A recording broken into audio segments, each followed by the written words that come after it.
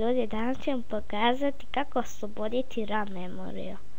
Prvo što odemo je u RAM, to jest ako Windows 7 ne trebate ići u RAM.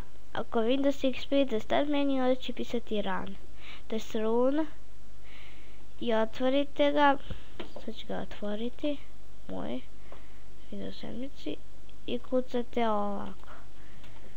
ovako, procenat temp procenat, imam na ok. Znači kako, ja mislim da sam rekao kako osloboditi RAM memoriju, mislim da sam to rekao. Sad, ovdje će možda da vam bude, mislim, puno, pošto ja sam očistio pre 10 minuta RAM memoriju, znači. Onda imat ćete ovdje milion failova, ja nikad nisam znao kako očistiti, sad ovdje sam znam.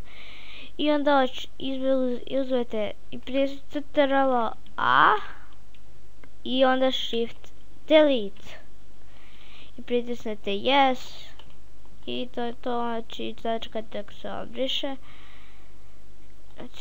Znači to je to, znači ovo mini tutorial, znači nije, pa baš je